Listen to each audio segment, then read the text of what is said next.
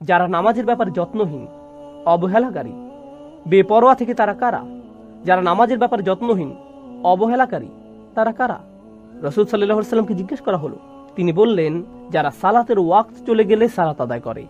আমি সবকিছু একসাথে করে নিব, অথবা একেবারে শেষ সময় পর্যন্ত অপেক্ষা করব, শেষ মুহূর্তে, তারপর এটা করে নিব। অবহেলা, গরিমসি করতেই থাকে। নামাজের ছোট বড় প্রতিটা অংশে অবহেলা। আপনারা হয়তো জেনে থাকবেন, কোরআনে একটা আয়াত আছে, আসলে বিভিন্ন জায়গাতেই আছে, আপনাদের একটু ধারণা দেওয়ার জন্য, যে সালাত আসলে আল্লাহ সুবহানাহু ওয়া তাআলার কাছে ঠিক কতটা মূল্য বহন করে। সালাত আসলে কি? কোরআনের এক জায়গায় দেখা যায় আল্লাহ এবং মূসা আলাইহিস সালামের মধ্যে কথোপকথন চলছে। আল্লাহ তাআলা মূসার কাছে নিজেকে পরিচয় করিয়ে দিচ্ছেন। হ্যাঁ, আল্লাহ নিজেই। আল্লাহ কি বলছেন? ইন্নানি আনাল্লাহ, কোনো সন্দেহ নেই আমি আল্লাহ, ফাবুদনি, আমার ইবাদত করো, আমারই দাসত্ব করো, ও আকিমিস সলাতা লিযিকরি, আর সালাত প্রতিষ্ঠা করো যাতে আমার কথা স্মরণে থাকে। এখন একটু ভেবে দেখুন, মূসা আলাইহিস সালাম এখানে আল্লাহর সাথে কথা বলছেন। আপনার কি মনে হয় যে এখন আল্লাহকে ভুলে যাওয়া ওনার পক্ষে সম্ভব? যখন আপনি গুরুত্বপূর্ণ কারোর সাথে কথা বলেন, আপনি কখনোই ভুলবেন না, কখনোই না। এরপর কারোর সাথে দেখা হলে আপনি বরং বলবেন, আরে জানো আমার কার সাথে সাক্ষাৎ হলো, জানো কি আমার বাসায় এসেছিল, এই জানো এইমাত্র কার সাথে কথা বললাম। যখন গুরুত্বপূর্ণ কারোর সাথে আপনার সাক্ষাৎ হয়, এটা আপনার মনে পুরোপুরি গেঁথে যায়। আর দেখা যায় পরবর্তীতে যার সাথে আপনার দেখা হচ্ছে, আপনি শুধু সেই বিশেষ সাক্ষাতের কথাই বলতে থাকেন। জানো কার সাথে আমার কথা হয়েছে? মানুষজন চিন্তায় পড়ে যায়, কার সাথে কথা হতে পারে? আল্লাহ আজ্জা জাল্লা। কিন্তু আল্লাহ বলছেন, না না না, এই স্মরণে কাজ হবে না। যদি আসলেই আমাকে স্মরণ করতে চাও, তোমাদেরকে সালাত প্রতিষ্ঠা করতে হবে। সেই আয়াতটি মনে আছে আপনাদের? ইন্না সলাতি ওয়া নুসুকি ওয়া মাহইয়ায়া ওয়া মামাতি লিল্লাহি রাব্বিল আলামিন।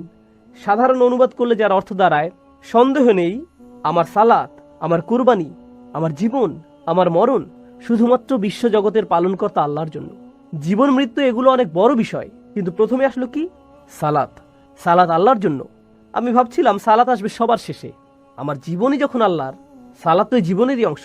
কিন্তু না, সালাত প্রথমে, জীবন মরণ আসছে পরে। সুবহানাল্লাহ। দেখেছেন তাহলে সালাতের অবস্থান আল্লাহ তাআলার নিকট কোথায়? আর সূরা বাকারাতে আল্লাহ তাআলা সালাতকে সালাত না বলে বলেছেন ঈমান। হ্যাঁ, সালাত শব্দটির জায়গায় ব্যবহার করেছেন ঈমান। আল্লাহ তোমাদের ঈমান বৃথা নষ্ট করবেন না। ওমা কানা আল্লাহু লিইউদিয়া ঈমানাকুম। যখন কিবলা পরিবর্তিত হলো, বনী ইসরাইল এসে বলল, আহা, তোমাদের আগের সব নামাজ তাহলে বৃথা গেল। আল্লাহ বললেন, আল্লাহ কখনোই তোমাদের ঈমান বৃথা যেতে দিবেন না। এখানে কি নিয়ে আল্লাহ কথা বলছিলেন? সালাত। তাহলে যদি এটি আল্লাহর সাথে সম্পর্কিত হয়, আল্লাহর কাছে ঈমান আর সালাতের মধ্যে কোনো পার্থক্য নেই। আর হ্যাঁ, ঈমান আসলে কিসের প্রতীক? ঈমান কোথায় থাকে? এটার জায়গা কোথায়? এটা কি আমাদের চোখে, হাতে, কানে, জিহ্বা কিংবা মনে থাকে? কোথায় থাকে ঈমান? আমাদের হৃদয়ে। একইভাবে আমাদের সালাতও হৃদয়েই। আর এই অপরাধীদেরও আছে সালাত, কিন্তু সেটা উপস্থিত নেই কোথায়? তাদের হৃদয়ে। এজন্যই বলা হচ্ছে গফলাতুন, সাহুন, অমনোযোগিতা, অবহেলা করা, পাত্তা না দেয়া, আবার কিছুই যায় আসে না, এমন আচরণ। যখন কোনো কিছুর প্রতি আপনার গুরুত্ব থাকে না, কিছুর প্রতি আপনার আগ্রহ থাকে না, কোনো কিছুর প্রতি আগ্রহ হারানো, এই সমস্যার মূল কোথায়? হৃদয়ে। এটা তাদের প্রথম সমস্যা। সুবহানাল্লাহ। আল্লাহ আজ্জা জাল্লা সালাতে এই ধরনের সাহু থেকে আমাদের নিরাপদ রাখুক। আচ্ছা, এখন এটা নিয়ে কথা বলার পর আল্লাহ আজ্জা জাল্লা আরো বড় অপরাধের উল্লেখ করেছেন, আল্লাযীনা হুম ইরাউন। এই আয়াত নিয়ে আলোচনার আগে একটু বলতে চাই, ইমাম আশ-শাওকানী রাহিমাহুল্লাহর একটি উক্তি, এটা প্রথম যখন পড়েছিলাম আমার খারাপ লাগছিল আসলে। উক্তিটি হচ্ছে, আপনি যদি কখনো নামাজ পড়েন আবার কখনো নামাজ না পড়েন, তাহলে আপনি এই সাহিনদের অন্তর্ভুক্ত। আপনি নামাজের পূর্ব প্রস্তুতিমূলক কাজগুলোকে গুরুত্ব দেন না, আপনিও সাহুনের মধ্যে পড়েন। আপনি নামাজ পড়েন পাখির মতন, যেভাবে ঠুকরে ঠুকরে নুরি চঞ্চুতে নেয়। রাসূল সাল্লাল্লাহু আলাইহি সাল্লাম এভাবে সিজদার কথা উল্লেখ করেছেন। কিছু লোককে সিজদা করতে দেখে তারা ঠাস করে মাথা নোয়াতো, আবার দ্রুত মাথা তুলে ফেলত, আর তারা নামাজ ওয়াক্তের একেবারে শেষ মুহূর্তের জন্য অপেক্ষা করত। এটাও সাহুয়ার মধ্যে পড়ে। নামাজের ছোট বড় প্রতিটা অংশে অবহেলা। রুকুর জন্য এখনো পুরোপুরি মাথা নোয়ানোই হয়নি, সোজা হওয়ার সময় হয়ে গেছে। রুকু যদি একটু লম্বা সময় ধরে চলে, আপনার মনের মধ্যে কেমন একটা কষ্ট অনুভূত হয়, হঠাৎ আপনার ব্লাড প্রেশার বেড়ে যায়। তাই তাৎক্ষণিকভাবে অর্ধেক যাওয়ার আগে আবার সোজা অবস্থানে ফিরে আসতে হয়। সিজদায় কপাল ছোঁয়ানোর পূর্বেই দ্রুত আগের সোজা পজিশনে ফিরে আসা হয়। এটাকে ইংরেজিতে মজা করে বলা হয় হিট অ্যান্ড রান, ধুম ধুম ধুম। আর নামাজ শেষ, যত তাড়াতাড়ি শেষ করা যায়। ব্যাপারটা এরকম আর কি। নামাজ অনেকটা বাধার মতো আপনার প্রতিদিনকার রুটিনে। অনেক জরুরি কাজ আপনাকে সম্পূর্ণ করতে হয়, নামাজটা শুধু মাঝখানে চলে আসে। আপনাকে এই নামাজের জন্যই সৃষ্টি করা হয়েছিল ভাই। আপনার জীবন মরণের উল্লেখের আগে আল্লাহ তাআলা সালাতের উল্লেখ করেছেন। সালাতের জন্যই আপনাকে বানানো হয়েছে। এটা আপনার জীবনের সবচেয়ে গুরুত্বপূর্ণ কাজ। নবী রাসূলদের প্রতি প্রথম আদেশ ছিল এটাই। আমরা মনে করি নবী রাসূল তো হচ্ছেন তারা যারা মানুষদের শুধু আল্লাহর পথে ডাকবেন। সূরাতুল মুদ্দাসসিরের থেকে আমাদের এই বুঝ, যাও মানুষদেরকে সতর্ক করো। কিন্তু সূরা মুদ্দাসসিরের আগে আসে সূরা মুজাম্মিল। আর সূরা মুজাম্মিলে প্রথমে রাসূল সাল্লাল্লাহু আলাইহি ওয়াসাল্লামকে কি করতে বলা হয়েছে? সালাত। কুমিল লাইলা ইল্লা কলিলা, আগে নামাজ পড়ে নাও, দাঁড়াও, তারপর মানুষদেরকে সতর্ক করবে। সুবহানাল্লাহ, সৃষ্টিকর্তা থেকে সে কেমন বিধান যেটা আমরা পরোয়া না করে থাকতে পারি, অবহেলা অযত্নে পার করি। আল্লাহ বলেন সে তো এমন মানুষ, নামাজ পড়লো কি না পড়লো তাতে কিছুই যায় আসে না তার। পাঞ্জাবের ভাষায় বললে গাল্লি কই নেই, অর্থাৎ কোনো ব্যাপার না, এটা আর এমন কি, সব ঠিক আছে, এত বাড়াবাড়ি করার কি আছে এগুলো নিয়ে, আর এত শুধু মাগরিবের নামাজ, আরে ঠিক আছে, এখনো সময় আছে, সময় আছে তো। আর আপনি মনে মনে এভাবে বলতে থাকেন, নিজেকে বোঝাতে থাকেন। সুবহানাল্লাহ। যাই হোক, মুসলিমদের অন্ততপক্ষে তাদের প্রতিদিনকার কাজকর্ম, স্পেশালি তাদের সামাজিক কাজকর্মগুলো নামাজকে কেন্দ্র করে সাজানো উচিত। ইন্নাস সালাতা কানাত আলাল মুমিনিনা কিতাবাম মাওকুতা। কোনো সন্দেহ নেই সালাত বিশেষভাবে মুমিনদের ক্ষেত্রে এটা তো তাই যা তাদের নির্দিষ্ট সময় জুড়ে থাকে। ইন্নাস সালাতা কানাত আলাল মুমিনিনা কিতাবাম মাওকুতা। কোনো সন্দেহ নেই সালাত বিশেষভাবে মুমিনদের ক্ষেত্রে এটা তো এমনই যা তাদের নির্দিষ্ট সময় জুড়ে থাকে। এটাকে কেন্দ্র করে তাদের জীবন সাজানো হয়। আর আল্লাহ এখানে আল্লাযীনা আমানু বলেননি, তিনি বলেছেন আল মুমিনিন। আপনি যদি আসলেই বিশ্বাসী হন, অন্য সকল কিছু আসবে পরে, সালাত আসবে আগে। আপনি যদি হন শুধু আল্লাযীনা আমানু, যারা বাহ্যিক পরিচয় ইমানদার, আর হ্যাঁ এদের ভিতরে মুনাফিকরাও অন্তর্ভুক্ত কোরআনে, তাহলে হয়তো না। কিন্তু আপনি যদি তাদের মধ্যে গণ্য হতে চান যারা আসলেই বিশ্বাস করে, সালাতকে কেন্দ্র করেই আপনার বাকি কাজগুলো নির্ধারিত হবে, দিনের বাকি অংশ নির্ধারিত হবে। একটা বর্ণনা উল্লেখ করছি, পুরো বর্ণনাটি আপনারা তাফসীরে শাওকানিতে পাবেন। কাদের থেকে বর্ণিত হয়েছে তাই বলছি না, শুধু শেষের বর্ণনাকারীর নাম জেনে রাখুন। সাদ ইবনে আবি ওয়াক্কাস রাদিয়াল্লাহু তাআলা আনহু থেকে বর্ণিত, সাআলাতুন নবী সাল্লাল্লাহু আলাইহি ওয়াসাল্লাম আন কওলিহি ইন্নাল্লাযীনা হুম আন সালাতিহিম সাহুন। আর হ্যাঁ, এটা বাইহাকী রাহিমাহুল্লাহর সুনানেও আছে। কেউ কেউ বর্ণনাটির সত্যতা নিয়ে প্রশ্ন তুলেছেন, বাকিরা সহিহ বলে মেনে নেন। আর শাওকানি যারা সহিহ বলে তাদের দিকে ঝুঁকেছেন। আল্লাযীনা হুম আন সালাতিহিম সাহুন, রাসূলুল্লাহ সাল্লাল্লাহু আলাইহি ওয়াসাল্লামকে এই আয়াতের ব্যাপারে জিজ্ঞেস করা হয়েছিল, যারা নামাজের ব্যাপারে যত্নহীন, অবহেলাকারী, বেপরোয়া থেকে তারা কারা? যারা নামাজের ব্যাপারে যত্নহীন, অবহেলাকারী, তারা কারা? রাসূল সাল্লাল্লাহু আলাইহি ওয়াসাল্লামকে জিজ্ঞেস করা হলো। তিনি বললেন, যারা সালাতের ওয়াক্ত চলে গেলে সালাত আদায় করে। আমি সবকিছু একসাথে করে নিব, অথবা একেবারে শেষ সময় পর্যন্ত অপেক্ষা করব, শেষ মুহূর্তে, তারপর এটা করে নিব। অবহেলা, গরিমসি করতেই থাকে। আল্লাযীনা হুম ইউরাউন, এই আয়াতটি ব্যাকরণগতভাবে পরিপূর্ণ হয়ে যায় যদি শুধু বলা হয় আল্লাযীনা ইউরাউন। আসলে এটি যদি বলা হয় ওয়া ইউরাউন, তাহলেও পরিপূর্ণ হয়ে যায়। ব্যাকরণের দিক থেকে এটা তারপরেও সঠিক, কিন্তু আল্লাহ বলছেন আল্লাযীনা, তারপর তিনি বলছেন হুম, তারপর তিনি বলছেন ইউরাউন। এখানে এই বারবার উল্লেখ দ্বারা তাকবীহ, অর্থাৎ এর দ্বারা বোঝা যাচ্ছে আল্লাহ কতটা রাগান্বিত তাদের প্রতি। তারা যে শুধু অবহেলা করছে এমন নয়, যদিও এটাই অপরাধ হিসেবে যথেষ্ট। এর সাথে অবশেষে যখন তারা নামাজ পড়ে ইচ্ছার বিপরীতে গিয়ে, মানে তাদের সেই নামাজের সময় যখন হয়, তারা কি করে? এই লোকেরা তখন লোক দেখানোর জন্য নামাজ আদায় করে। হুম ইউরাউন, হুম শব্দটার আরও একটা ব্যবহার আছে এখানে। এটা ব্যবহৃত হয়েছে ইখতিসাস প্রদর্শনের জন্য। অন্যভাবে বললে, যেসব মানুষরা নামাজে অবহেলা করে তাদের জন্য এর পরবর্তী ধাপ, অর্থাৎ লোক দেখানোর উদ্দেশ্যে নামাজ আদায় সহজ হয়ে যায়। এই মানুষরা তাদের নামাজ তখনই একটু উন্নতির দিকে যায়, নামাজের গতি একটু ধীর হয়, রুকু 90 ডিগ্রি আর একটু কাছে আসে, তখন যখন মানুষ তাদের আশেপাশে থাকে। হ্যাঁ, শুধুমাত্র তখনই। এরা হচ্ছে এমন মানুষ। কিন্তু তাদের রোগের শুরু কোথায়? প্রথমে যখন তাদের নামাজটা ছিল একেবারে ফাঁকা, তারা এই ব্যাপারে আগ্রহী ছিল না। এটা কোনো গুরুত্বপূর্ণ বিষয় নয় তাদের কাছে। এটা তো এমন বিষয় যা সহজে এড়িয়ে যাওয়া যায়, বড় কিছুই না। প্রথমটি ঈমান, দ্বিতীয়টি সৎ কাজ। ইবনে তাইমিয়া রাহিমাহুল্লাহ বলেন, মানুষের সামনে দুটি বাধা আছে, যে জন্য তারা ঈমান ও সৎ কাজ থেকে নিজেদের নিমিত্ত রাখতে পারে না। সেই দুটি বিষয় কি? তিনি বলেন, একটি হচ্ছে শুবহাত, অপরটি হচ্ছে শাহওয়াত। এগুলোর অর্থ কি? শুবহাত অর্থ সন্দেহ, শাহওয়াত অর্থ আকর্ষণ, কামনা। তাহলে তিনি যে দুটি বিষয়ের কথা বলছেন যেগুলো মানুষকে সত্য স্বীকার করতে দূরে রাখে, সেগুলো হলো সন্দেহ ও আকর্ষণ। তিনি এ দিয়ে কি বুঝেছেন? দেখুন, আপনি যখন কাউকে এই দিনের দাওয়াত দেন, আপনি মূলত তাদের অনেক কিছু ছাড় দেওয়ার কথা বলছেন। সত্যি, আপনি তাদের অনেক কিছু ছেড়ে দেওয়ার কথা বলছেন, অনেক কিছু ছাড় দেওয়ার কথা বলছেন। কলেজে আমার একজন বন্ধু ছিল, বিশাল দেহি, ফুটবল খেলতে ভালোবাসতো, আর আমরা ইসলাম নিয়ে সবসময় আলোচনা করতাম। তো একদিন আমি বললাম, ভাই তুমি কেন ইসলাম কবুল করছো না? সে বলল, আমি মদটা ছাড়তে পারবো না বন্ধু, আমি সত্যি এটা পারবো না। এটা সত্যিই বেশ মজার। তার বাধাটা কোথায়? সে কিন্তু দ্বিধায় নেই, সন্দেহ তার বাধা নয়, সে এটাকে সত্য বলে মেনে নিয়েছে, আকর্ষণ তার জন্য বাধা। অন্যরা হয়তো বলবে, আমি পার্টি করা বাদ দিতে পারবো না, আমি মেয়েদের সঙ্গ বাদ দিতে পারবো না, আমি নেশা করা বাদ দিতে পারবো না, আমি এটা বাদ দিতে পারবো না, সেটা বাদ দিতে পারবো না। এগুলো সবই আকর্ষণ। একদিকে আমরা পাই যারা বলে এটা সত্য, কিন্তু নিষিদ্ধ জিনিসের প্রতি টান আমার এতই বেশি যে আমি এটা বাদ দিতে পারবো না, এটা একটা সমস্যা। অন্যদিকে আরো সমস্যা আছে। এমন অনেকে আছে যারা আসলেই এর সত্যতার ব্যাপারে সন্দিহান, যারা আসলে এর সত্যতার ব্যাপারে সন্দিহান। তুমি কিভাবে জানলে যে তোমার ধর্মই একমাত্র সঠিক? আরো অনেক ধর্ম আছে, সেগুলো কি ভুল? সেই সব মানুষ কোথায় যাবে? তারা সবাই জাহান্নামে যাবে, এটাই তোমাদের বিশ্বাস? এটা আমি মানতে পারলাম না। আমি খুব বেশি চিন্তিত নই, কিভাবে এটা একমাত্র সঠিক পথ? আচ্ছা, যদি এটাই একমাত্র সঠিক পথ হয়ে থাকে, তাহলে কেন সবাই এটা মানছে না? এই ধরনের নানা প্রশ্ন তার মাথায় ঘুরতে থাকে। এভাবে তারা কিসের মধ্যে পড়ে যায়? সন্দেহে। এটাই হলো মানুষের সন্দেহের বাধা। এই দুইটির যে কোনো একটি অবশ্যই আপনাকে দিন থেকে দূরে রাখছে, এই দুইটির একটি। আর এখানে বলে রাখি, বেশিরভাগ মানুষের সমস্যা কিন্তু সন্দেহের নয়, বেশিরভাগ মানুষের সমস্যা হলো আকর্ষণ।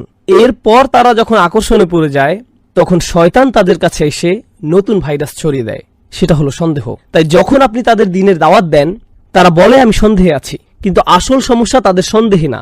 আসল সমস্যা কোথায়? আকর্ষণে।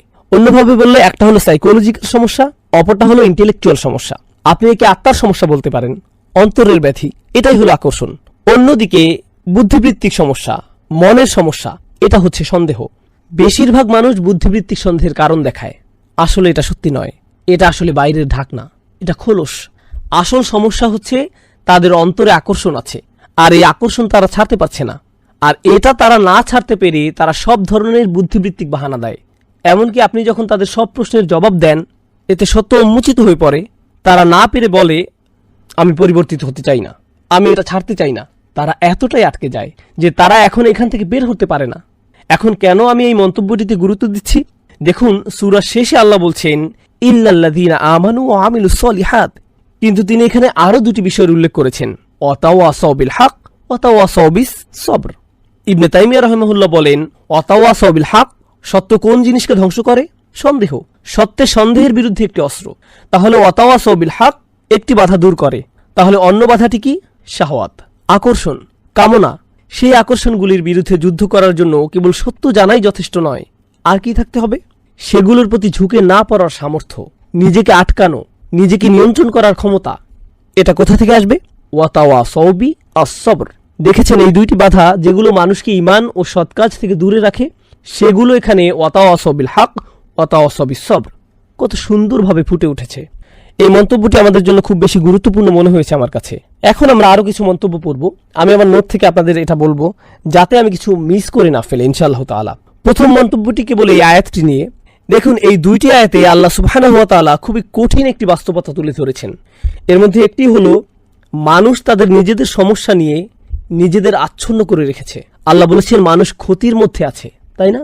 ক্ষতির কথা মাথায় আসলে আমরা ভাবি জাহান্নামের আগুন বা বিচারের দিন ইত্যাদি ইত্যাদি। কিন্তু আল্লাহ যেভাবে এই পৃথিবীতে মানুষ সৃষ্টি করেছেন, আগে তিনি এই ব্যাপারে বলেছেন। আমরা এটা পড়েছি, লাকাদ খলাকনাল ইনসানা ফি কাবাদ। আমি মানুষকে দুঃখ কষ্টের মধ্যে সৃষ্টি করেছি। এমনকি কাফিররাও প্রচুর পরিশ্রম করে। তারা সপ্তাহে 40 ঘন্টা 50 ঘন্টা কাজ করে কোন রকম জীবনযাপনের জন্য, কিছু উপার্জন করার জন্য। তাদের অবস্থাও এমনই। এটা কারো জন্যই খুব সহজ নয়। এই পৃথিবীতে অনেক অমুসলিমও ঠিকমতো খেতে পায় না, তাদের সন্তানরা না খেয়ে থাকে, তারা নানা ধরনের শোষণের শিকার হয়। এটা এমন নয় যে সব কাফিরদের জন্যই দুনিয়াটা জান্নাত, তারা দুনিয়াবী দিক থেকেও ক্ষতির মধ্যে আছে, তারা অনেক ধরনের সমস্যা আছে। কিন্তু আসল ব্যাপার কি জানেন? মানুষ যখন পুরোপুরি নিজেদের সমস্যায় নিজেদেরকে আচ্ছন্ন করে রাখে, তারা শুধুই নিজেদের কথা ভাবে, তখন তারা বৃহৎ ছবিতে নিজেদের দেখতে পায় না। তারা দেখতে পায় না যে তাদের এই সমস্যাটি আসল সমস্যার তুলনায় কোনো সমস্যাই নয়। আপনার মনে হয় এটা কোনো সমস্যা? এর চেয়ে অনেক বড় সমস্যা সামনে পড়ে আছে। অতএব তারা মনে করে এই দুনিয়ায় ক্ষতির মধ্যে আছে, কিন্তু ভালোভাবে অনুধাবন করলে যে বিশাল সমস্যা সামনে আসছে তার তুলনায় এটা কিছুই নয়। এই ব্যাপারটি আমরা প্রথমত নোট করব। এরপরে কি হয়, যখন আপনার নিজের ঈমান নেই, যখন আপনার সেই চাবি নেই, জানি আমরা পরবর্তী আয়াতে কথা বলবো, আপনার সেটাকে আরো বড় মনে হবে। আপনার মনে হচ্ছে আপনার একটা বড় সমস্যা আছে। আমি মাঝে মাঝে এই আয়াতটি স্মরণ করি। আমরা মানুষেরা খুব দুর্বল, আমরা এভাবে ভাবি। আমি যখন মেরিল্যান্ডে থাকতাম, একবার আমাদের বাড়ির বেসমেন্টে বন্যা হয়েছিল। আমরা ভাবলাম, ও আল্লাহ, বাড়ির সামনে পুরো ভিজে গিয়েছে, এই সেই ইত্যাদি। আলহামদুলিল্লাহ টেক্সাসের বাড়িগুলো বেসমেন্ট নেই, এটা সুন্দর। এরপরে আমার এক ভাইকে কল দিলাম আমাদের সাহায্য করার জন্য। আমাদের খুবই খারাপ লাগছিল, আমার বাচ্চারা উপরতলায় ছিল, বাসার ইলেকট্রনিক্সের জিনিসপত্র আছে। তো সেই ভাই আসলেন, ভাইটি চমৎকার আলহামদুলিল্লাহ। তিনি সম্ভবত সোমালিয়ান ছিলেন, খুবই কাজের মানুষ। তিনি একটা ইসলামিক স্কুল ও একটি মসজিদে দেখাশোনা করতেন। তিনি বললেন, ভাই আপনাকে দেখে খুব চিন্তিত মনে হচ্ছে। আমি বললাম, হ্যাঁ ভাই, আমি একটু চিন্তিত বোধ করছি। তিনি বললেন, পানি নিয়ে ভাববেন না, আপনি চাইলেও পানির সাথে যুদ্ধ করতে পারবেন না, এটা ফেরাউনকেও মেরে ফেলেছিল। আর আমি তার সাথে আড্ডা দিতে শুরু করেছিলাম। তিনি আমাকে তার জীবনের গল্প শোনালেন। সুবহানাল্লাহ, সুবহানাল্লাহ। তার বয়স ছিল তখন মাত্র 5 বছর, যখন তার গ্রামে শত্রু আক্রমণ করেছিল। আর তিনি একটা খড়ের গাদার পেছনে একটা গাধার আড়ালে লুকিয়েছিলেন। তিনি সেই বাচ্চা বয়সে বাড়ি থেকে বেরিয়েছেন। তার পুরো পরিবারকে হত্যা করা হয়েছে। তিনি ছিলেন তার পরিবারের একমাত্র বেঁচে যাওয়া সদস্য। মাত্র 5 বছর বয়স থেকে তিনি একাই বেঁচে আছেন। তিনি একাই প্রায় আফ্রিকার অর্ধেকটা ঘুরে বেরিয়েছেন। তিনি ইথিওপিয়ায় গিয়েছেন, সেখান থেকে খালিজে পৌঁছেছেন। তিনি একজন আলেমের সাথে কাজ শুরু করেন, কিছুটা ব্যবসা বাণিজ্য শেখেন, নিজে একজন ইঞ্জিনিয়ার হয়ে ওঠেন। অসাধারণ গল্প। আর যখন আমি তার গল্প শুনলাম, আমার মনে হলো, ভাই, আমার কোনো সমস্যাই নেই। আপনি আপনার নিজের সমস্যায় ডুবে থাকেন, আপনার সেটাকে অনেক বড় মনে হয়। এটা হলো মানুষের জন্য আরেকটি ক্ষতি। মানুষ নিজেদের সমস্যার দিকে তাকালে বুঝতে পারবে না সে যে সমস্যায় আছে তা অন্যদের সমস্যার তুলনায় কিছুই না। তার মধ্যে আল্লাহর প্রতি কৃতজ্ঞতা বোধ কাজ করবে না। আর যখন এমনটি হবে, মানুষ যখন প্রচণ্ডভাবে নিজেদের নিয়ে ব্যস্ত হয়ে পড়ে, তারা তাদের নিজেদের সমস্যা নিয়ে ব্যস্ত হয়ে পড়ে, তারা 3টি জিনিসের শিক্ষা থেকে বিমুখ হয়ে পড়ে। 3টি জিনিসের প্রতি আমি এখানে আলোকপাত করব। এর প্রথমটি হলো আল্লাহর সৃষ্টি থেকে পাওয়া শিক্ষা। তারা আল্লাহর সৃষ্টিগুলোকে চিহ্ন হিসেবে দেখে না, যা মানুষের জীবনের আসল উদ্দেশ্যের প্রতি স্মরণ করিয়ে দেয়। আপনার জীবনের আসল সমস্যাগুলো কি? টাকা পয়সার সমস্যা কোনো সমস্যাই না, স্বাস্থ্যগত সমস্যা কোনো সমস্যাই না, ইমানের সমস্যা আসলে অনেক বড় সমস্যা। তুলনা করতে চাইলে এটা অন্যান্য সমস্যার তুলনায় কোনো সমস্যাই না। আপনার হয়তো সামাজিক সমস্যা আছে, এটা কিছুই না। চাকরির সমস্যা কোনো সমস্যাই না। আমি শয়তানি করে বেড়াচ্ছি, নিজেকে বাঁচানোর জন্য আমাকে অবশ্যই ভালো কাজ করতে হবে। তুলনা করলে এটা অন্য সমস্যাগুলোর তুলনায় অনেক বড় সমস্যা। আর আল্লাহর আয়াত দেখে, আল্লাহর সৃষ্টি দেখে স্বাভাবিকভাবেই আপনার স্রষ্টার কথা মনে হতে হবে।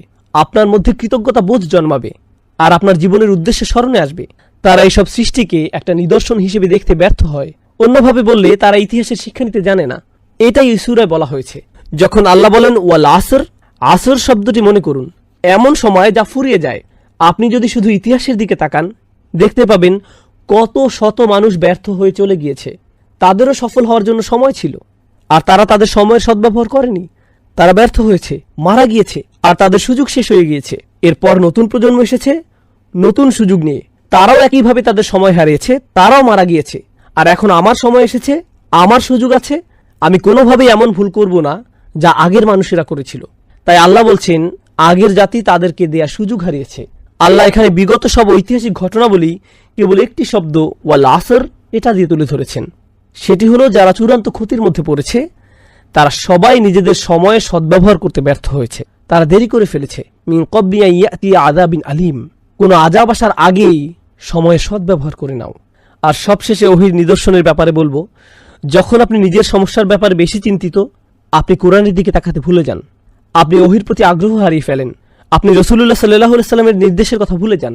আমি কিভাবে আমার জীবন পরিচালনা করব, আমি সামনে কোন দিকে যাব, কারণ তখন আপনি শুধুমাত্র আপনার নিজের ক্যারিয়ার নিয়ে ভাবেন। আপনি নিশ্চয়ই রাসূল সাল্লাল্লাহু আলাইহি ওয়াসাল্লাম থেকে কোনো ক্যারিয়ার টিপস বা প্রোগ্রামিং এর কোনো কথা শুনবেন না। আপনি কোরআন থেকে সেটা পাবেন না।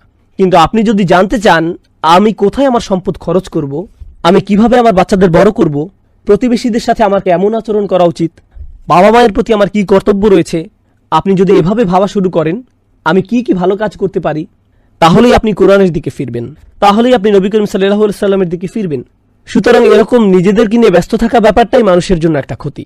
এরপর শাহ ওয়ালিউল্লাহ দেহলভী রহমহুল্লাহর একটা অসাধারণ উক্তি আপনাদের সাথে শেয়ার করব। এটা সূরা আসরের ব্যাপারে।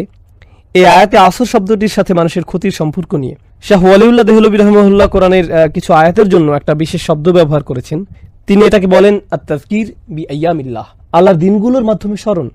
আল্লাহর দিন কোনগুলো? যেদিন তিনি মানুষকে সৃষ্টি করেছেন, যেদিন তিনি নবীজি সাল্লাল্লাহু আলাইহি সাল্লামের উপর কোরআন নাজিল করেছেন, বদরের দিনটি, যেদিন নূহ আলাইহিস সালামের বিরোধীদের উপর বন্যা হয়েছিল, যেদিন পানি দ্বিখণ্ডিত হয়েছিল, যেদিন ফিরআউন ধ্বংস হয়েছিল, যেদিন মূসা আলাইহিস সালাম আল্লাহর সাথে কথা বলেছিলেন, ইত্যাদি ইত্যাদি।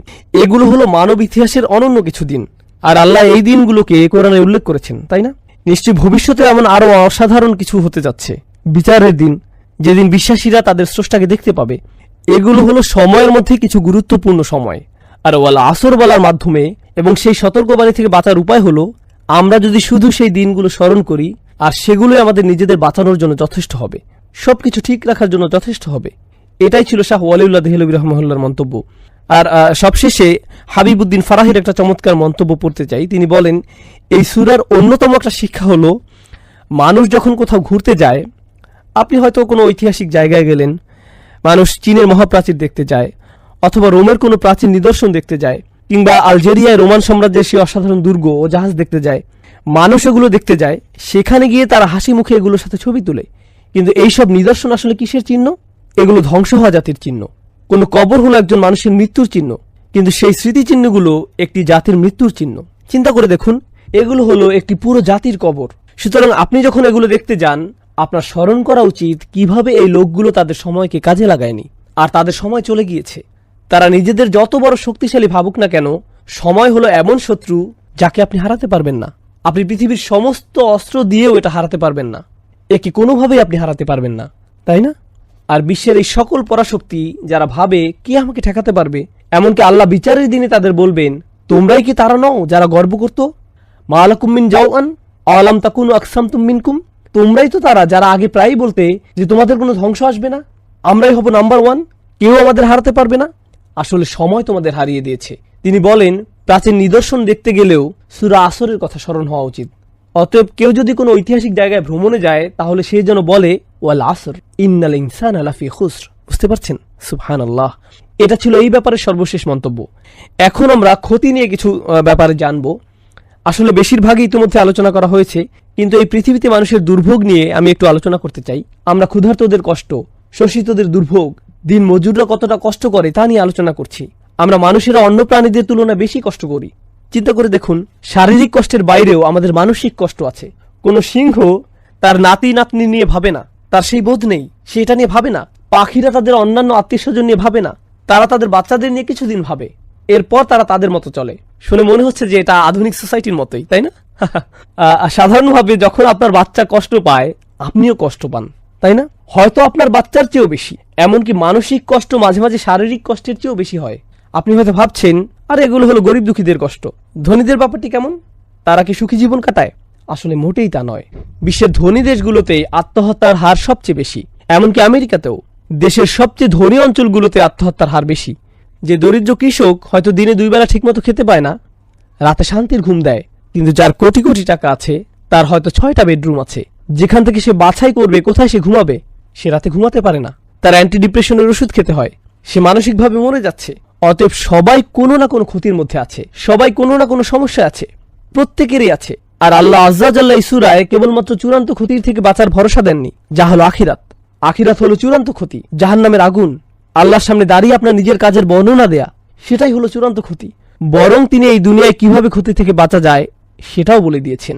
কিভাবে ডিপ্রেশন থেকে বাঁচা যায়, কিভাবে অস্বস্তি থেকে বাঁচা যায়, কিভাবে ভয় শোষণ থেকে বাঁচা যায়, তিনি আমাদেরকে এই সব কিছুর সমাধান দিয়েছেন এই আয়াতে। ইল্লাল্লাযীনা আমানু ওয়া আমিলুস সলিহাত। আমরা যখন এই সমাধানটি ভালোভাবে বোঝার চেষ্টা করব, এটা শুধু আখিরাতের সমাধান নয়, এটা দুনিয়ারও সমাধান। কারণ দিন শেষে মানুষের চরম ক্ষতি আখিরাতে হলেও দুনিয়াতে অনেক ক্ষতি হয়ে থাকে, এখানেও ক্ষতি হয়। আর আল্লাহ তাআলা এই অনন্য সূরাটিতে দুটির সমাধানই একসাথে দিয়েছেন।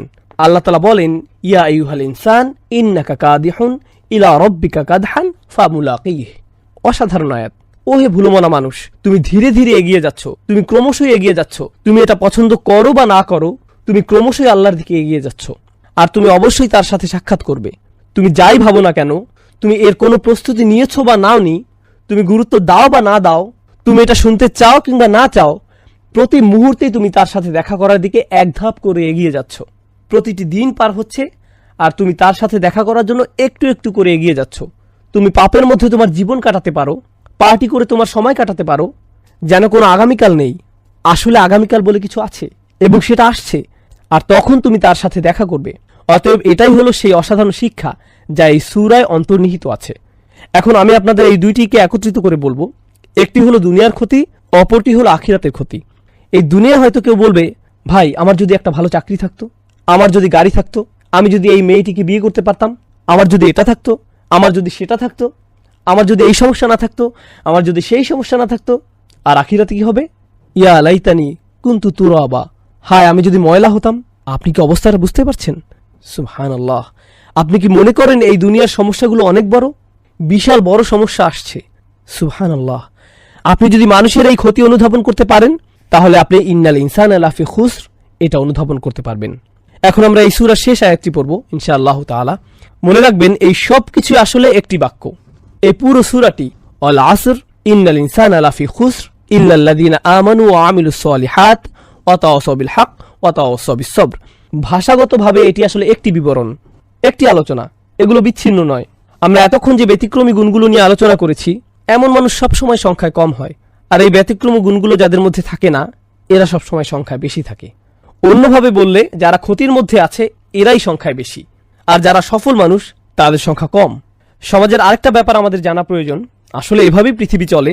বেশিরভাগ মানুষ ভালো মন্দ নির্ধারণ করে, বেশিরভাগ মানুষ সমাজের গতি প্রকৃতি ঠিক করে, বেশিরভাগ সমাজের আদর্শ রূপ নির্ধারণ করে। মনোবিজ্ঞানে স্বাভাবিক আচরণকে কিভাবে ব্যাখ্যা করা হয় জানেন? স্বাভাবিক আচরণ তাকে বলা হয় যা সবাই করে, আর অস্বাভাবিক আচরণ বলা হয় তাকে যা অন্যরা করে না। অন্যভাবে বললে, সবাই একদিকে গাড়ি চালাচ্ছে আর আপনি অন্যদিকে গাড়ি চালাচ্ছেন, আপনি ভুল করছেন। অস্বাভাবিক আচরণ। ধর্মীয়ভাবে বিষয়টি মোটেও এমন নয়। আপনি এমন একটি সমাজে থাকেন যেখানে সবাই কিছু কাজ একভাবে করে। আপনি হয়তো চাকরিতে গেলেন, সেখানে সবাই কিছু কাজ করে, কিন্তু আপনি মুসলিম হলে আপনি সেই কাজগুলো করতে পারবেন না। তাহলে এবার ভাবুন, তারা আপনাকে কিভাবে নেবে? শুধু মুসলিম নয়, বরং অদ্ভুত, অস্বাভাবিক। আপনি মিশতে পারছেন না। এই লোকটি একটু কেমন যেন, রুমের কোনায় গিয়ে লোকটি কি করছে? সে এইসব খাবার খাচ্ছে না কেন? কি মজাদার খাবার এগুলো। সে চলে গেল, সে কেন পার্টিতে আসলো না? সে কেন সেই মেয়েটিকে এড়িয়ে গেল? সে কেন এরকম করে? তারা এটা বুঝতে পারে না, তারা মনে করে এটা অদ্ভুত। আর বলে রাখি, যখন আপনাকে প্রতিনিয়ত অদ্ভুত হিসেবে দেখা হয়, আপনার উপরে এর প্রভাব পড়ে। আমি তো অদ্ভুত হয়ে থাকতে চাই না, আমি চাই না আমাকে এভাবে দেখা হোক। তখন কি হয় ভাবতে পারেন? যদিও বেশিরভাগ মানুষই ক্ষতির মধ্যে আছে, আপনিই ছিলেন সফলতার মধ্যে, তারা আপনাকে বুঝিয়ে ফেলে যে আপনি আসলে ক্ষতির মধ্যে জীবনযাপন করছেন। আপনার আসলে বাকিদের মতো হওয়া উচিত। তারা আপনাকে মানসিকভাবে বুঝিয়ে দেয়, ভাই এভাবে থাকাটা কঠিন হয়ে যাচ্ছে, তুমি এভাবে থাকতে পারবে না। এখানে সবাই যার যার জীবন উপভোগ করছে, আমি কেন এই অদ্ভুত জীবনযাপন করছি? তাহলে সমস্যাটা শুধু ঈমান আনাতেই সীমাবদ্ধ নয়, বেশিরভাগ মানুষই ক্ষতির মধ্যে আছে, এটাও আমাদের জানা প্রয়োজন। কারণ বেশিরভাগ মানুষের একটা শক্তি আছে। আমার শিক্ষক মাঝে মধ্যে স্রোতের অনুকূলে সাঁতার কাটার একটা উদাহরণ দিতেন। সকল মাছ একদিকে যাচ্ছে, অপরদিকে একটা বা দুইটা মাছ স্রোতের প্রতিকূলে যাওয়ার চেষ্টা করছে। স্বাভাবিকভাবেই যে কেউ দেখলে এটাকে পাগলামি বলবে, আরে ভাই অনুকূলে যাও, সবাই একদিকে যাচ্ছে, তুমি কেন অন্যদিকে যাচ্ছ? এটা কঠিন, এটা কঠিন থেকে কঠিনতর হতে থাকবে, এটা বাড়তেই থাকবে। সুবহানাল্লাহ। এটাই হলো এই সমাজে মানুষের উদাহরণ। পুরো সমাজের মানুষই ক্ষতির দিকে যাত্রা করছে, আর আমাদের দায়িত্বটা খুবই গুরুত্ববহ। কারণ আপনি যদি এমন একটি সমাজে থাকেন যেখানে ইসলাম যেভাবে চর্চা করা উচিত সেভাবে চর্চা করা হয়, যদি এমন হয়, বলে রাখি যা বিশ্বের বেশিরভাগ জায়গাতেই হয় না, এমন কাল্পনিক চিন্তা করবেন না যে আমি একটা মুসলিম দেশে যাব, সেটা খুব সুন্দর হবে। বাস্তবতায় আসুন, মুসলিম দেশগুলোতে কি হয় আমাদের জানা উচিত। যদি এমন হয়, আর ইনশাআল্লাহ তাআলা এমনটাই হবে, আল্লাহ আমাদের দিনকে প্রতিষ্ঠিত করবেন। আপনি যদি এমন কোন সমাজে বাস করতেন, তখন আল্লাহর আনুগত্য করাটা সহজ হতো, কারণ সমাজের বেশিরভাগ মানুষ এটা করত। তখন কেবল আপনি করতে পারতেন তাই নয়, এটা করাটা আপনার জন্য সহজ হতো। কিন্তু এই সমাজে আল্লাহর আনুগত্য করাটা অপেক্ষাকৃত কঠিন, কারণ বেশিরভাগ মানুষ আল্লাহর নাফরমানি করছে। সমাজ আল্লাহর অবাধ্যতায় লিপ্ত। এমনকি হয়তো এটা শুধু সমাজেই নয়, হয়তো এটা আপনার পরিবারের ক্ষেত্রেও সত্য। আপনার পরিবারের বেশিরভাগ মানুষ হয়তো ক্ষতির দিকে এগিয়ে যাচ্ছে, আর আপনি নিজেকে সেখান থেকে বাঁচাতে চাইছেন। তারা হয়তো বলবে, তুমি কেন দিন দিন একটা অপদার্থে পরিণত হচ্ছ? উল্টো হয়ে তারাই আপনাকে ব্যর্থ বলবে। কিছুটা হাস্যকর, কারণ আসলে তারাই ব্যর্থতার দিকে যাত্রা করছে। সুবহানাল্লাহ। এটা একটা অসামান্য চিত্র যার প্রতি আমাদের নজর দেওয়া উচিত। যা এই আয়াতে ব্যতিক্রম হিসেবে তুলে ধরা হয়েছে। ইল্লাল্লাযীনা আমানু ওয়া আমিলুস সলিহাত ওয়া তাওয়াসাউ বিল হক ওয়া তাওয়াসাউ বিস সবর। এই ব্যাপারে প্রথমেই যা বলবো তা হলো, যখন আল্লাহ মানুষের কোনো ক্ষতির কথা বলেন সেখানে একবচন ব্যবহার করা হয়, আল ইনসান। যদিও শুরুতে সব মানুষ নিয়ে আলোচনা করা হয়েছে, আমরা এর আগে দায়িত্বের ব্যাপ্তি নিয়ে আলোচনা করেছি, সেখানেও একবচন ব্যবহৃত হয়েছে। এর অর্থ কি জানেন? দিন শেষে আপনি ভাবতে পারেন আপনি সমাজের অনুসরণ করছেন, আপনি সমাজের অনেককে আপনার সাথে পাবেন, আপনার পরিবার আপনার সাথে আছে, আপনার গোত্র আপনার সাথে আছে, আপনার দেশ আপনার সাথে আছে, কিন্তু যখন আপনার কোনো ভুলের ক্ষতিপূরণ দিতে হবে কেউই আপনার সাথে থাকবে না, আপনি নিজেই এর ক্ষতিপূরণ দিবেন। মানুষ সমাজ অনুসরণ করে, কিন্তু যখন সময় আসবে অতাকাত্তাআত বিহিমুল আসবাব, সকল সুসম্পর্ক শেষ হয়ে যাবে। কিন্তু ব্যতিক্রমের কথা যদি ভাবেন, কিন্তু আল্লাহ বলেননি ইল্লাল্লাযীনা আমানা ওয়া আমিলা সলিহা ওয়া আমিলা সলিহা ওয়া তাওয়াসাউ বিল হক ওয়া তাওয়াসাউ বিস সবর। না, তিনি এখানে একবচন ব্যবহার করেননি, তিনি এখানে বহুবচন ব্যবহার করেছেন। এখানে বহুবচন ব্যবহার করেছেন, তাহলে আমাদের অবশ্যই একবচন থেকে বহুবচনের পার্থক্য বুঝতে হবে। আমরা এ থেকে যা বুঝতে পারি তা হলো, এই সামান্য কিছু মানুষ যারা সমাজের আর 10 জনের মতো নয়, তারা স্রোতের প্রতিকূলে চলে, তাদের বাঁচার একমাত্র উপায় হলো তাদেরকে একত্রিত হতে হবে, একসাথে মিলতে হবে। তারা আলাদা হতে পারবে না। এটা এমন পাতার মতো যা গাছ থেকে বিচ্ছিন্ন হলে মরে যায়। তাদেরকে অবশ্যই উম্মার সাথে একত্রিত হতে হবে। উম্মার একতা, বিশ্বাসীদের এর সাথে লেগে থাকে আমাদের বাঁচার উপায়, যা এই আয়াতে ফুটে উঠেছে। কারণ এখানে বহুবচন ব্যবহৃত হয়েছে। ঈমান এমন কোনো বিষয় নয় যা আপনি একা একা ধরে রাখতে পারবেন। ঈমান ভালো মানুষের সাহচর্য উন্নত হয়, মনে করিয়ে দেওয়ার মাধ্যমে, কোনো উপদেশের মাধ্যমে, জামাতে নামাজ আদায় করার মাধ্যমে এটা উন্নত হয়। এগুলো সবই ঈমান তাজা করে, কারণ এগুলো আমরা একসাথে করি, এগুলো সবাই মিলে করি। তাই আমিলু এখানে শব্দটি খুবই চমৎকার। তাই আমিলু এখানে শব্দটি খুবই চমৎকার। আল্লাহ তাআলা ব্যতিক্রমী গুণগুলো বহুবচনের মাধ্যমে বলেছেন। হয়তো আপনার মনে হতে পারে ঈমান হলো ব্যক্তিগত বিষয়। আচ্ছা, ভালো কাজ হয়তো আমরা একসাথে করতে পারি, তাওয়াসাউ বিল হক তাওয়াসাউ বিস সবর, এগুলো তো অন্য মানুষের সহায়তা লাগে, কিন্তু ঈমান তো ব্যক্তিগত বিষয়। কিন্তু এমন কি ঈমানকেও আল্লাহ তাআলা সামষ্টিক কাজ বলেছেন। এ থেকে আমরা যা বুঝতে পারলাম, আপনি যদি মনে করেন আপনার ঈমান আছে আর আপনার সমাজের কোনো কর্তব্য নেই, মসজিদের জন্য কর্তব্য নেই, আপনি মসজিদের ইমামের কাছ থেকে প্রতিদিন বয়ান শুনেন না, আপনার আশেপাশে ভালো পরামর্শ দেওয়ার মতো ভাই বা বোন নেই, তাহলে আপনার অবশ্যই ঈমানের ঘাটতি দেখা দিবে। আর যারা মসজিদ থেকে নিজেকে বিচ্ছিন্ন করে রাখেন, আপনি নিজেই এটা টের পাবেন, হ্যাঁ আমার ভালো লাগছে না, আমার মসজিদে যাওয়া উচিত। এটা কিন্তু শুধু নামাজের জন্য না, আপনি হয়তো বাসায়ও নামাজ পড়েন, এটা হলো বিশ্বাসীদের সাহচর্য পাওয়ার জন্য। তারা একে অপরকে স্মরণ করিয়ে দেয়, তারা একসাথে নিজেদের ঈমান ভালো রাখে। দিন শেখার ক্ষেত্রেও এমনটি হওয়া উচিত। আপনি যদি বসে একটি আলোচনা শোনেন, আপনি হয়তো উপকৃত হবেন, কিন্তু যখন ভাই বোন মিলে একসাথে শুনবেন, এটা আসলে বেশি উপকার দেয়, এটা ঈমানকে বেশি তাজা করে। আপনি যদি দেখেন অনেক মানুষ একসাথে কোনো প্রোগ্রামে জমায়েত হয়েছে, এটাই একটা অনেক বড় প্রেরণা। ভাই, আমার এমন জায়গায় আরো বেশি আসা উচিত। আপনি হয়তো সেখানে কাউকে চেনেনও না ঠিক মতো। লা ইলাহা ইল্লাল্লাহর একটা শক্তি আছে, যেটা একে অপরকে মিলিয়ে দেয় আর শক্তি সঞ্চয় করে। এমন ভালোবাসা আর সহমর্মিতা আমাদের থাকা উচিত। তাহলে এটা হলো একবচন থেকে বহুবচনে যাওয়ার ব্যাপারটি। এখানে আরেকটি লক্ষণীয় ব্যাপার হলো ইল্লাল্লাযীনা আমানু। আল্লাহ আযজা ওয়া জাল্লা এই আয়াতে ঈমানের কোনো যোগ্যতার কথা বলেননি। আল্লাযীনা আমানু বিল্লাহি ওয়া মালাইকাতিহি ওয়া কুতুবিহি ওয়া রুসুলিহি ওয়া ইয়াউমিল আখিরি, কিছুই না। তিনি বলেননি তারা আল্লাহকে বিশ্বাস করে, বিচার দিনে বিশ্বাস রাখে, কিছুই না। তিনি শুধু বলেছেন তাদের ঈমান আছে। এরা কারা? এটা কেমন ঈমান? এখানে কোরআনের নিজস্ব দৃষ্টিভঙ্গিতে ঈমানের বিভিন্ন রূপ রয়েছে, যেগুলো শুনে বিশ্বাস করতে হয়। প্রথমত আমরা জানবো ঈমানের কিছু ফল আছে সে সম্পর্কে। শুধুমাত্র ঈমানের ফলগুলো নিয়ে আপনি কিভাবে জানবেন যে আপনার ঈমানের স্বাদ কেমন লাগতে পারে? মূলত ঈমানের ফল হচ্ছে প্রশান্তি অনুভব করা। এর অন্তর হলো প্রশান্তি। আমরা পড়েছি যে মানুষ ক্ষতির মধ্যে ডুবে আছে। মানুষের কি কি ধরনের ক্ষতি হতে পারে? স্বাস্থ্যের ক্ষতি, সম্পদের ক্ষতি, প্রিয়জনকে হারানো, তাই না? এই দুনিয়ায় এই জাতীয় ক্ষতিই মানুষ সম্মুখীন হয়, অস্বস্তি লাগা। কিন্তু আপনার যদি ঈমান থাকে, তখন আপনি জানেন যে এই দুনিয়াটা চিরস্থায়ী নয়, এই দুনিয়াটা হলো ক্ষণস্থায়ী। আর আল্লাহ তাআলা আখিরাতে যা রেখেছেন তার তুলনায় এই দুনিয়াটা কিছুই না। মাতাউদ দুনিয়া ফিল আখিরাতি ইল্লা কলিল। না, আসলে হায়াতুদ দুনিয়া, এটা হবে মাতাউল হায়াতুদ দুনিয়া ফিল আখিরাতি ইল্লা কলিল। এটা সূরা তাওবায় আছে। তিনি বলেন এই দুনিয়ায় কি এমন আছে, আখিরাতের তুলনায় এর কার্যকারিতা কতটুকু? খুবই সামান্য। আপনি যদি সত্যি সত্যি এটা বিশ্বাস করেন, আপনার যদি এতে ঈমান থাকে, আপনার যদি ফামা উতিতুম মিন শাইইন ফামাতাউল হায়াতুদ দুনিয়া এতে ঈমান থাকে, আপনাকে যাই দেয়া হোক না কেন সেটা দুনিয়াবি জিনিস। এই আয়াতটিতে আল্লাহ বলেন তোমার যা আছে, না তোমাকে যা দেয়া হয়েছে, ফামা উতিতুম তোমাকে যা দেয়া হয়েছে, আপনাকে যখন কোনো কিছু দেয়া হয় যা আসলে আপনার নিজের নয়, এটা আসলে যে আপনাকে এটা দিয়েছে তার।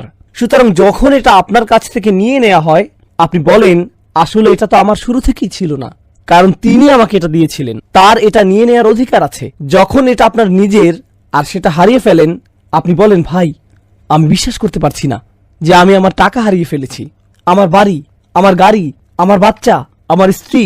কিন্তু যদি আপনি অনুধাবন করতে পারেন এই সবই আপনাকে দেয়া হয়েছিল, এগুলো সবই আপনাকে দেয়া নিয়ামত, যখন এগুলো আপনার কাছ থেকে নিয়ে নেওয়া হয়, এমনকি যখন আমাদেরকেই নিয়ে নেওয়া হয়, আমরা কি বলি? আমরা বলি ইন্না লিল্লাহি ওয়া ইন্না ইলাইহি রাজিউন। নিশ্চয়ই আমরা আল্লাহর। আমরা কিভাবে নিজেদের বলে দাবি করি, যেখানে আমরা নিজেরাই আল্লাহর, আমরা নিজেরাই তার কাছে ফিরে যাব? বিশ্বাসীদের মনোভাব পরিবর্তিত হয়। আমি আপনাদের ইমানের কেবল ছোট একটি দিক তুলে ধরেছি, কারণ আমরা বলেছি ইমানের বেশ কয়েকটি দিক আছে, হয়তো সামনে আমরা সেগুলো নিয়ে আলোচনা করব, কিন্তু অন্তত ইমানের ফলগুলো নিয়ে আমি আলোচনা করতে চাই। প্রথম ফল হচ্ছে প্রশান্তি। আপনি আপনার স্ত্রীর সাথে প্রশান্তি অনুভব করেন, আপনি গরিব হন বা ধনী, আপনি অসুস্থ হন বা স্বাস্থ্যবান, আপনি তরুণ হন বা বয়স্ক, আপনার যদি ঈমান থাকে আপনার প্রশান্তি থাকবে। আপনি নিজের সাথে প্রশান্তি অনুভব করবেন, আপনি আল্লাহর সাথে প্রশান্তি অনুভব করবেন। আর বলে রাখি, বেশিরভাগ মানুষই এটা উপভোগ করে না, বেশিরভাগ মানুষই শান্তিতে নেই, এরা শান্তি খুঁজে বেড়ায়। আপনি কি মনে করেন যে মানুষ কেন একটা মুভি দেখা শেষ করে সাথে সাথে আরেকটা নিয়ে বসে? তারা প্রশান্তি পেতে চায়, আনন্দ, মজা, তাদের অন্তরটা একটু শান্তি পেতে চায়। কেন তারা একটা গাড়ি কিনে আরেকটার পেছনে ছোটে, একটা বাড়ি কিনে আরেকটার পেছনে ছোটে? আমরা এমন কেন করি? কারণ আমাদের অন্তর শান্ত নয়। কিন্তু আল্লাহ বলেন আলা বিযিকরিল্লাহি তাতমাইন্নাল কুলুব, আল্লাহর স্মরণের মাধ্যমে এই অন্তরগুলো প্রশান্ত হয়, শান্ত হয়। এটাই হলো ঈমানের আসল ফল। আর যখন আপনার এটা আছে, আপনার কোনো ক্ষতি নেই, কোনো ক্ষতি নয়। আরেকটি বাস্তব জীবনের উদাহরণ দিচ্ছি, এরপর আমরা সামনে আগাবো ইনশাআল্লাহ তাআলা। যে ঘটনাটি বলছি এটা আমার একটা বন্ধুর ঘটনা। সে নিউ অরলিন্সে থাকে। আমার এই বন্ধুটির বড় একটা গাড়ির ব্যবসা ছিল, তার দোকানে বেশ দামি গাড়ি ছিল। সে মুসলিম পরিবারের, তার এই সকল গাড়ির জন্য সে নগদ টাকা নিত, ব্যাংকের ঝামেলা সে পড়তে চায়নি। জার্মান গাড়ি, দামি জাপানি গাড়ি। তার দোকানটা পাম গাছে ঘেরা খুব সুন্দর একটা জায়গায় ছিল। প্রতি মাসে সে লক্ষ লক্ষ টাকার গাড়ি বিক্রি করত, ব্যবসা ভালোই চলছিল। এরপর ক্যাটরিনা ঝড় আসলো, ঝড়ে পুরো ব্যবসা পানিতে তলিয়ে গেল। একটা মাত্র গাড়ি বেঁচেছিল, সম্ভবত LS 400, উন্নত লেক্সাস। আমি যখন তার ও তার বাবার সাথে দেখা করতে গেলাম, সে তখন সেই লেক্সাসে করে পিজা ডেলিভারি করছিল, এটাই ছিল তার চাকরি।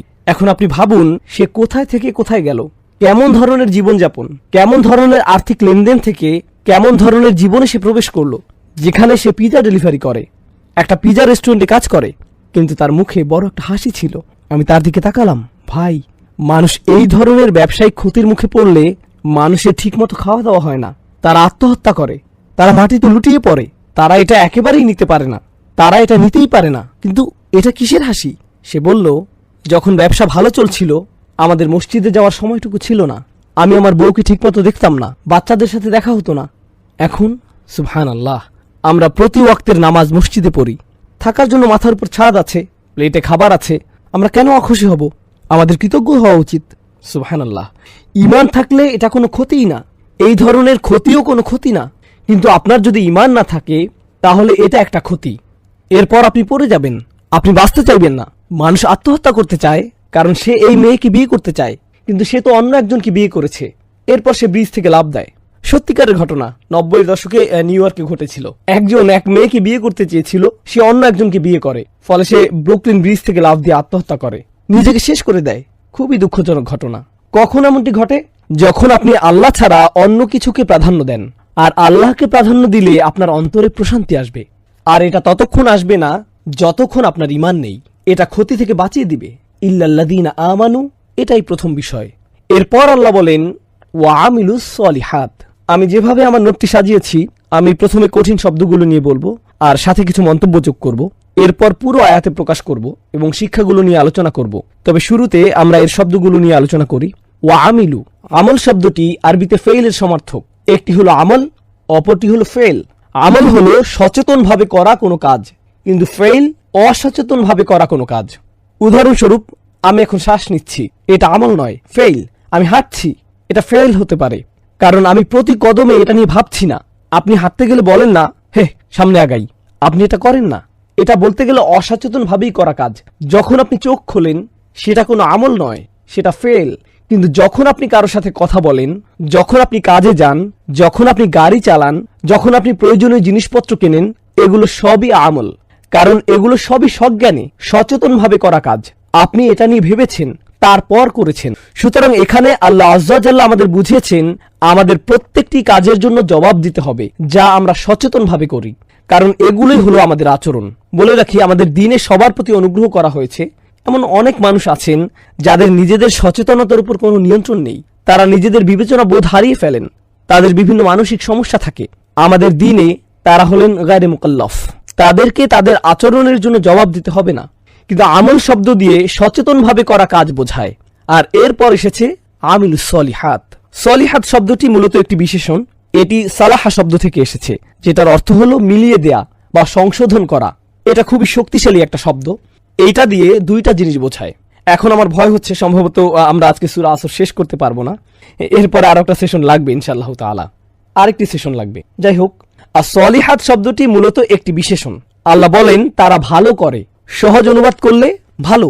বাংলায় ভালো শব্দটি মূলত একটা বিশেষণ, আর বিশেষণের একটা বিশেষ্য প্রয়োজন হয়, ভালো কাজ। বিভিন্ন অনুবাদে আমরা দেখি আর তারা ভালো কাজ করে। এখানে সালেহ শব্দটি দিয়ে ভালো বোঝানো হয়, তাহলে কাজ শব্দটি কোথায়? এটা আরবিতে নেই। থাকলে এমন হতো ও আমিলু আল আমালা as-সলিহাত। যদি আমল শব্দটি সেখানে থাকতো, কিন্তু এটা উজ্জ আছে, এটা মাহজুফ, এটা এখানে ইঙ্গিত করা হয়েছে। এখন এখানে যে বিষয়টিতে আলোকপাত করতে চাই তা হলো কয়েকটি বিষয়। প্রথম বিষয়টি হলো আমল। আরবিতে এই শব্দটিকে বলা হয় জমাই মুকাসসার। এটা হলো ভগ্ন বহুবচন, আর ভগ্ন বহুবচনে স্ত্রীবাচক বিশেষণ ব্যবহার করতে হয়। আমি এখানে কিছুটা বিস্তারিত আলোচনা করছি, তবে আপনারা একটু পরেই এর সুবিধাটুকু বুঝতে পারবেন ইনশাআল্লাহ তাআলা।